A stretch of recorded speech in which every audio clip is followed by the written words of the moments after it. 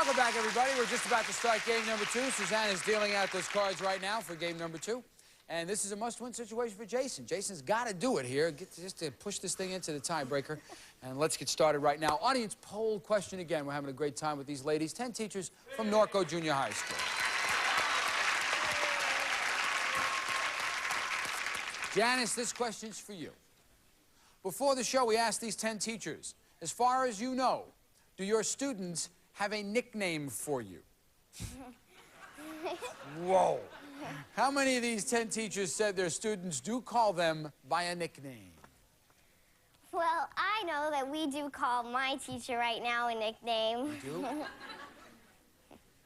What's your name? Well, we have a nun. Uh-oh. And so... What do you call her? Funny. Funny. All right, continue on. Go ahead. Okay. How many of these students, how many of these 10 teachers have students call them by a nickname? What do you think?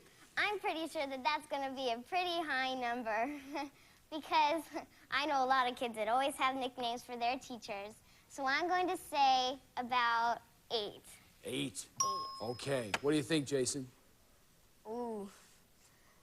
For some reason, I'm going to go lower because I know my teacher has a nickname. Mm. But then again, I can't think of any other teachers in the school that have one. Uh-huh. And it seems weird. And then okay, you're going lower than 8? Yep. Don't feel bad, Janice. I had the good sisters when I was a boy, and we had a sister Mida, and we used to call her Mighty Mida. Just to knock you out. It was unbelievable. Okay.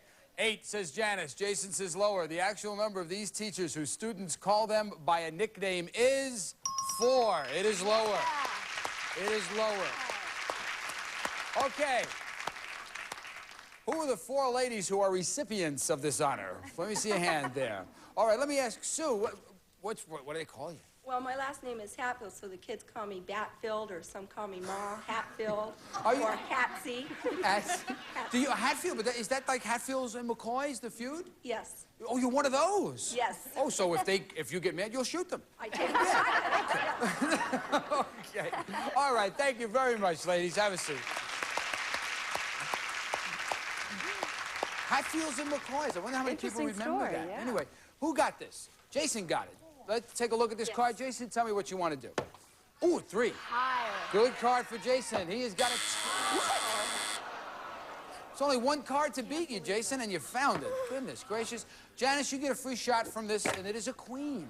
Lower. Lower than a queen, it is a 7. Higher. Higher than a 7, it is an 8. Freeze. Freeze. She said, I took a shot on a 7. I'm not going any further than that. We're going to be back with more right after this.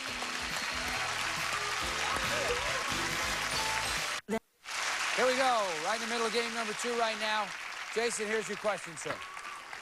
We surveyed 100 child psychiatrists, and we asked them, generally speaking, are children of wealthy parents happier than children of poor parents? How many child psychiatrists said, yes, children of wealthy parents are happier? I don't know. Well, yeah, I would. Okay, I'm going to say that it's going to be around 25 because of the fact that rich kids mostly don't really get to see their parents a lot. They're always off with their bodyguard or somewhere or other. Anyway, it's like that in the cartoons. Yeah. So I'm going to say 25. Okay, so you're saying how many child psychiatrists said yes, children of wealthier parents are happier? You're saying 25 said that. Okay, Janice, higher or lower? I'm going to say that's a little bit lower because, like, when you're rich parents, I don't think that they have as much time to spend with their children and teach them better, like, how to be a better person. So I'm still going to say lower. A little lower than that. The actual number of child psychiatrists who said children of wealthy parents are happier is 38. It is not lower, it is higher. All right, Jason, got a 3? Higher. Higher than a 3, he says. There's a king. Yes, lower. Lower than a king. There is a Victorian Dolls. What every boy wants. Yay. Every boy knows his room is incomplete without Victorian Dolls.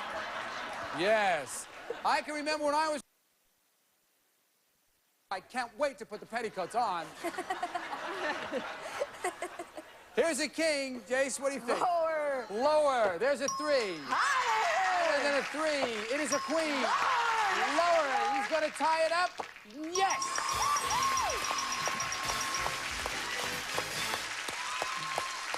All right, congratulations. We now got a very important tiebreaker coming up right now, and here come the ladies to deal it out. Lacey and Susanna are dealing out those cards for the tiebreaker, and it is a 3-card game with a maximum of 3 questions.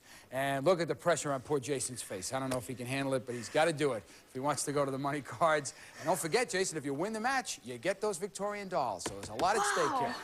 Okay. Question number 1. Maybe you can trade. Who knows? Who knows? All right, Janice, this question is for you. We surveyed 100 female secretaries, and we asked them, would you rather work for a man than a woman? How many female secretaries said they would rather work for a man? Well, if I was a secretary, I think I'd rather work for a woman. Because sometimes men have this idea in their head that they have the honor to boss women around.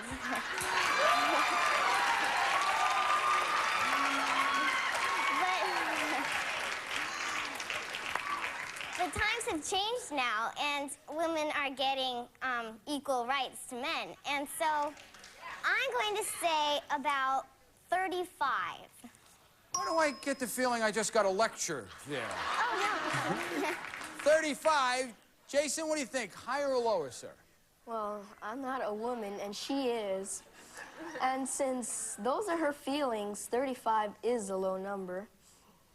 And then I'd say a secretary would like to work for a woman because they'd be easier to understand each other. It would be easier to understand how many female each secretaries said they would rather work for a man? Oh, for a man? And Janice said 35. Ooh, I'm going to say lower. Lower? Definitely Okay, he goes lower than 35. The actual number of female secretaries who would rather work for a man is 78.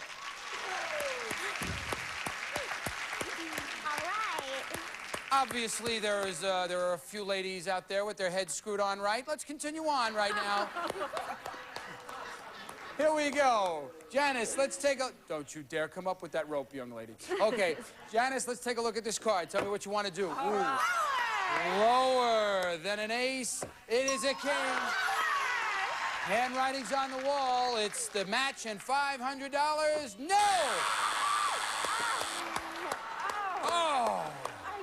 I don't believe that at all. All right, Jason, you get a free shot, and you're going from an ace.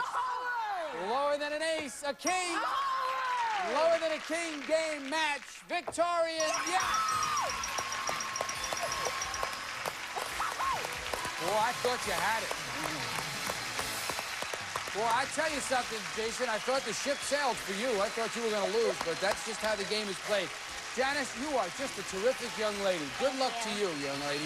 Thank you so much for being here. Bye-bye. Come on, Jason. Come on over here.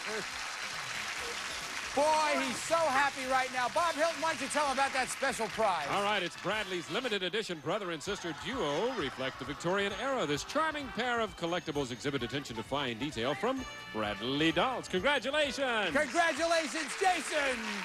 So, we'll be back with more right after this. Jason's going to play for the money tomorrow. Susanna Williams, Lacey Pemmin, and Bill Rafferty, Bob Hilton on the microphone. We will see you then. Bye-bye. Assistant to this